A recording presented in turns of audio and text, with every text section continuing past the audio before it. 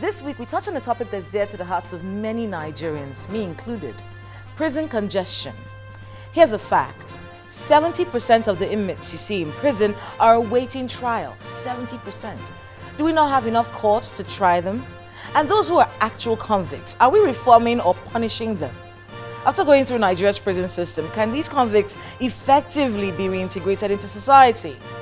My guest on the program today is Barrister Aliyu Bagudu Abubakar, the Director General of the Legal Aid Council of Nigeria.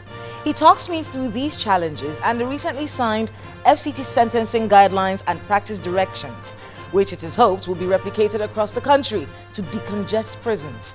And on our Abuja wrap, the President extends the tenure of his task force on COVID-19, receives briefings from both former President Goodluck Jonathan and former Vice President Namadi Sambo on diplomatic matters, expands Nigeria's gas sector footprint, and is asking us to give security forces more time and cooperation as he cancels Christmas homage due to COVID-19. All these and more this week on Dateline Abuja.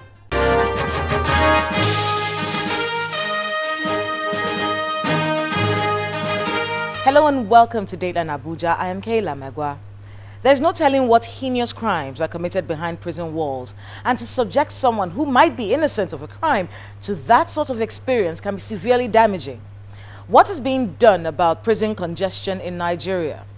We'll look into that shortly in our feature story, but first, a look at this week in Nigeria's presidency. The Academic Staff Union of Universities has suspended its 9-month-old strike after reaching an agreement with the federal government. The president of ASUU, Professor Biodun Ogunyemi, however, says the strike is suspended on the condition that the government will fulfill its own side of the bargain. The agreements which were reached in good faith between the government and the ASUU on Tuesday, 22nd December 2020, imposed some obligations on both sides. What we believe is that if the federal government faithfully implements the resolutions with ASUU, students and student parents and other stakeholders playing their essential roles, further crises will be avoided. President Muhammadu Buhari has extended the tenure of the Presidential Task Force on COVID-19 till March 2021 and ordered states to own the COVID-19 response by ensuring compliance at subnational levels to the non-pharmaceutical guidelines. The president made the announcement while receiving the end-of-year report of the task force. I have authorized the following measures for implementation. A. The extension of the mandate of the PTF for a further period till the end of March 2021, bearing in mind the new surge in the number of cases and the bid for vaccines. B. That the PTF should coordinate the process for planning and the strategy for assessing, delivery, and administration of the vaccines using the existing health structures that have worked in the past in vaccine administration. Meanwhile, the Presidential Task Force on COVID-19 has announced a work-at-home order for all federal civil servants on grade level 12 and below for the next 5 weeks. This announcement comes days after the task force announced officially a second wave of the pandemic in Nigeria last week. We would be presenting to the states our advisories with regards to A, to consider closing all bars, nightclubs, pubs, and event centers, and recreational venues for the next 5 weeks. D, limit all gatherings linked to religious events to less than 50% capacity of the facility of use, during which physical distancing, mandatory use of face masks shall be strictly enforced. All government staff on grade level 12 and below are to work from home for the next 5 weeks. We would enforce that at the national level because the head of service of the Federation will be issuing out notices to this. In the meantime, the federal government has given approval to port health authorities to pay special attention to flights originating from the United Kingdom and South Africa to ensure that the passengers from those two countries abide by the protocols on the post-arrival PCR test.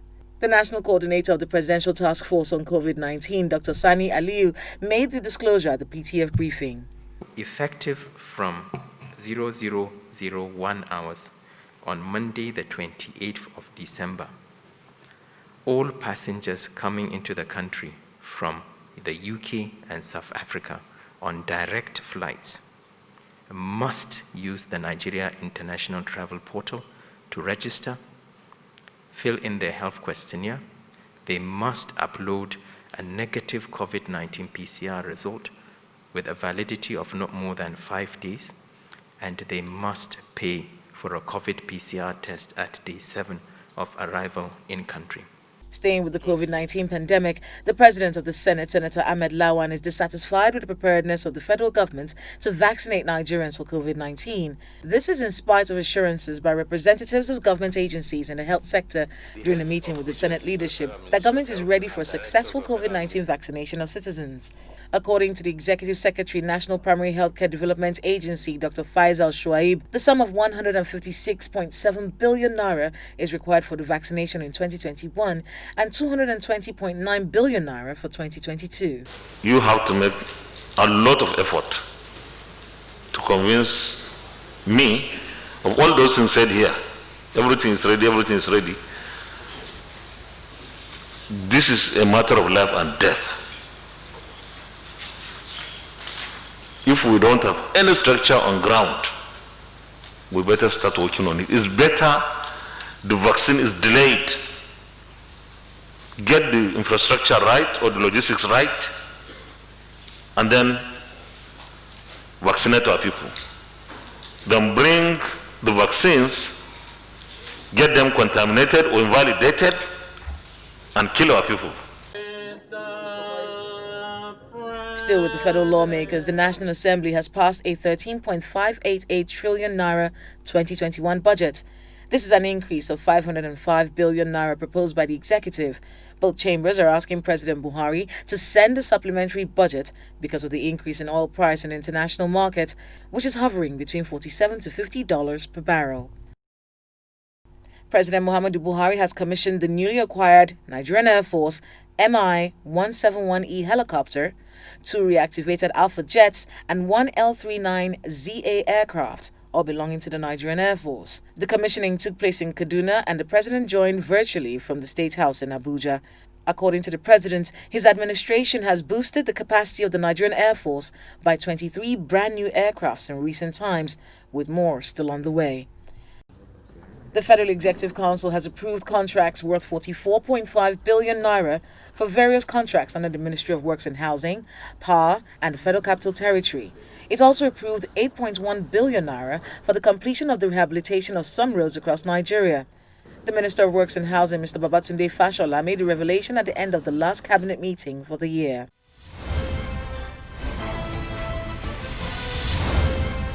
In 2018, I accompanied the National Human Rights Commission to the flag-off ceremony of the 2018 audit of prisons and other detention centers in Nigeria, which held at the Kuje prison in Abuja. At the time, the Deputy Controller Kuje Prisons, Mr. Innocent Onoja, told us that Nigerian prisons were making a shift from punishment to correction, and took members of the Senate Committee on Judiciary, Human Rights and Legal Reform, as well as the House Committee on Human Rights on a tour of the facilities. I mean, I get it, it's a prison, it's not a hotel, but human rights standards have to be maintained. The fines of 7 inmates were paid that day, I recall. Kuje Prison has sections, and I must confess, the section for armed robbery was terribly overcrowded. I wondered what sort of reform could happen in that atmosphere. Our feature story looks at the problem of prison congestion and the plans of the government to tackle it. Prison congestion has defied solutions over the years in Nigeria.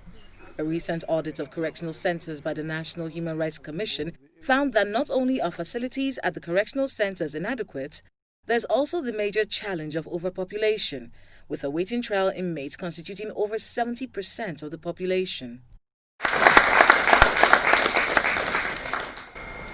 New sentencing guideline on correctional services, which from today becomes operational in this jurisdiction. Congratulations to all of you. This is the major reason for the signing of the FCT Sentencing Guidelines and Practice Directions by the Minister of Justice. It will bring uniformity and ensure decongestion of correctional centers. These guidelines and practice directions will bring about the expected change in sentencing and will in particular effectively enable the deployment of non-custodial measures. These, we believe, from experience from other jurisdictions, will accelerate the decongestion of correctional centers nationwide, and this, no doubt, ladies and gentlemen, is one of the focal objectives of this present administration. The term sentence or judgment denotes the action of a court of criminal jurisdiction formally declaring an accused the legal consequences of guilt to which he has confessed or of which he has been convicted. The sentencing guidelines is a veritable tool for assisting the court in the sentencing process. The objective of the consolidated sentencing guidelines and practice directions are as follows: to set out the appropriate standards and guidelines for the sentencing process in offenses against the state, person, public order, morality, homicide, property, and corruption-related offenses for the purpose of ensuring reasonable uniformity and fairness in sentencing in the Federal Capital Territory. The Chief Judge of the Federal Capital Territory, Justice Ishaq Bello, heads the Presidential Committee on Correctional Service Reform and Decongestion. In the last 3 years, the committee has visited and appraised about 39 correctional centers in 18 states, during which it facilitated the release of over 7,800 inmates. It has been developed and remodeled to assist the judge decide with the potential to help eliminate confusion among judges in determining the proper punishment for a convict, taking into consideration factors such as nature of the crime, prior criminal history, and public interest. Another potential benefit of the application of the guideline is that the resulting sentences become fairly predictable, and the jurisdiction can begin to use that information to forecast and manage correctional resources. Aside from the document, the National Human Rights Commission is advocating the monitoring of detention centers to ensure compliance with human rights standards. It is worthy to note that the Commission's previous audit exercises have resulted in some reforms in the prison services in particular and the criminal justice administration system generally. The food ration has been increased to 450 naira per prisoner, while more vehicles have been bought for the prisons. We have also noticed the construction of new prisons in Kano and some other locations. However, despite these achievements, certain perennial problems continue to undermine sustained reform of detention facilities in Nigeria. These are evident in the areas of access to justice, congestion, and welfare concerns of officers who oversee. But the prison authorities are insisting that the service is moving from detention to correction services to make the inmates more relevant to the society after serving their time. The capacity of this prison is 550, and the open house this morning is 905. If we look at the capacity vis-a-vis the open out of inmates, it is still their judge that there is congestion. But this is a product of long-time neglect. It is only currently under the leadership of President Muhammad Buhari that there have been concerted effort to develop and expand our prison facilities. The pilot document is expected to be extended to other states of the Federation, especially those states that have enacted the 2015 Administration of Criminal Justice Act.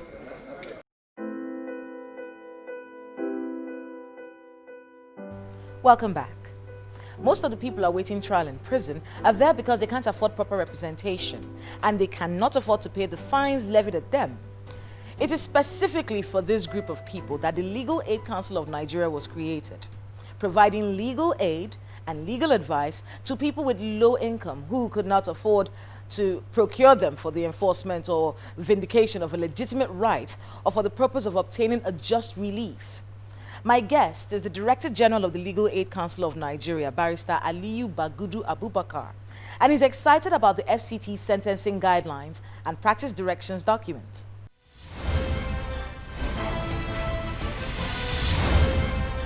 Barrister Aliyu Abubakar, it's nice to speak with you. Thank you very much. Recently, the Minister of Justice talked about these new sentencing guidelines that are supposed to start in the FCT and be replicated across the country. Just a brief, your opinions on these new sentencing guidelines. If you look at the situation in the country, it is a very pathetic situation. Now, prison decongestion has become a protracted and serious problem in this country. Why? Because of the way and manner our judicial system is being operated. Now, if you go to our prisons, you realize that more than 70% of them, at any point in time, more than 70% of the inmates in the prisons are people who are awaiting trial. Some of them going as far back as 10 years or even more without their cases being determined. So it became a very serious problem in addition to every other intervening factors that the government thinks fit. The federal government, through the Office of the Attorney General of the Federation and Minister of Justice, Mr. Abubakar Malami SAN, decided to issue these guidelines on sentences matters in such a way and manner they could assist the way and manner our judicial officers perform their functions. And I want to assure you that these sentences guidelines, by the time they are, they are properly harnessed, and utilized in the courts, as they are, coupled with the Administration of Criminal Justice Act, the provisions of the Criminal Administration of Justice Act, they will go a long way in reducing the way and manner people are headed into prisons, and thereby effectively checking the way and manner our prisons are being overflooded with inmates, sometimes for many years without trial. That actually brings me to my next question. Yes. Our prisons are operating at 150% capacity. And this is even despite the fact that this year alone, 3,000 inmates were released, mostly because of COVID-19 and the issues of overcrowding in prisons. Absolutely. And whatnot. But what's been done about that situation? A lot is being done about the situation. But first and foremost, let us be clear about some of these prisons. I think we have about 3 or 4 prisons that are operating at that capacity that you mentioned. Port Harcourt prison, Kaduna prison, 1 or 2 other prisons in the country. The rest are actually operating at a slightly better conditions than some of these prisons. But the level of congestion in Port Harcourt prison, for instance, is alarming, probably even more than 150%, like you mentioned. But government, in its wisdom, has been doing a lot, apart from the 3,000 that has been released so far. As you are aware, the federal government, through the efforts of the Minister of Justice, recently, or sometimes last year, inaugurated the Presidential Committee on Prison Decongestion, headed by the Chief Justice of the Federal Capital Territory. Legal Aid Council is proudly a member of that committee, and we'll be going around the country. And the much we do is to make sure that we reduce the level of congestion in virtually all the prisons where we go in and perform our functions. Now, apart from that, with the coming of the COVID-19, which is recently, the government has put in some measures and some issues so that the prison can now be reduced to the minimal level. But all said and done, prison decongestion is a matter that requires serious attention. Why? Because it is injustice to allow somebody to stay for 10 years, for instance, like I mentioned, some 5 years, some much more than that, without determining his case in court. It actually even brings me to the idea that prisons are supposed to be reformatory. Yes. So the reformatory part of the prison system in Nigeria is one that, has been sort of concern for a lot of people. When you go to prison in Nigeria, do you actually come out a reformed person, or do we have people who go into prison and actually come out worse because of these lapses, overcrowding, cases are not brought.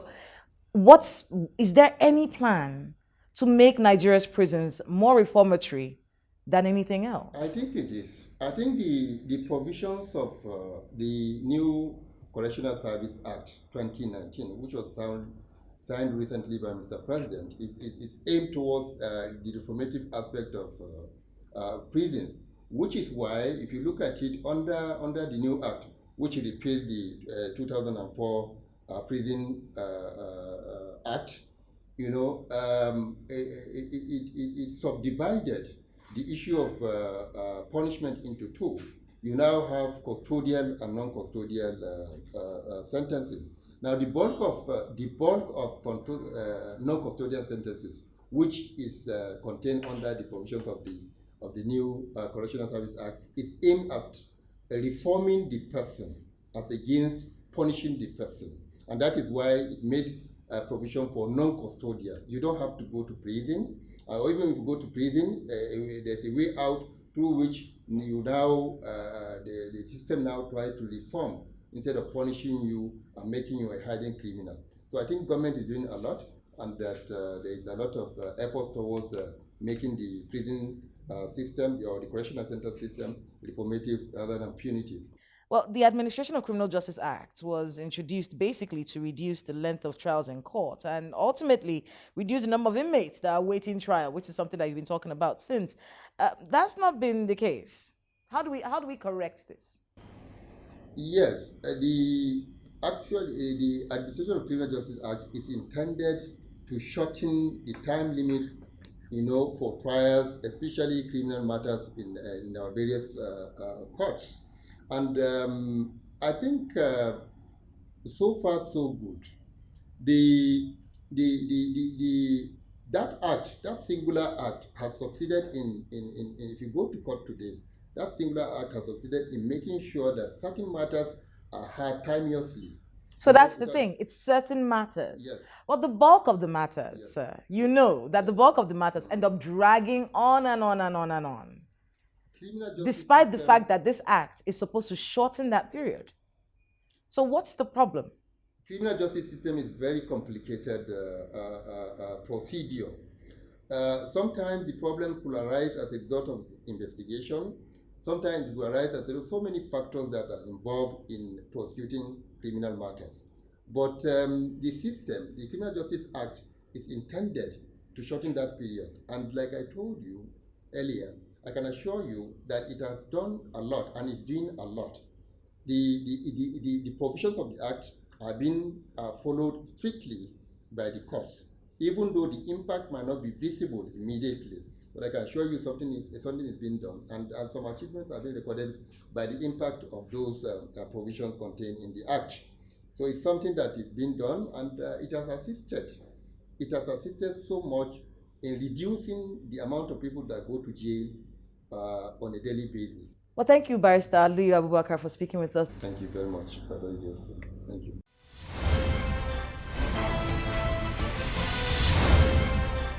This non-custodial option could be revolutionary for the prison system if it is properly administered across the country. Not every offender should be incarcerated. It's an attitudinal issue with law enforcement in Nigeria, dragging everyone to prison and dumping them there till God knows when. It's not an effective method. Decongesting prisons is the first step towards Nigeria having actual correctional centers. Correctional centers, not punishment centers. Well, that's Dateline Abuja this week and the final episode for 2020. What a year we've had. Remember to let us know the happenings in your neighborhood. Thank you so much for watching. I am Kayla Megwa. See you in 2021 and have a very Merry Christmas.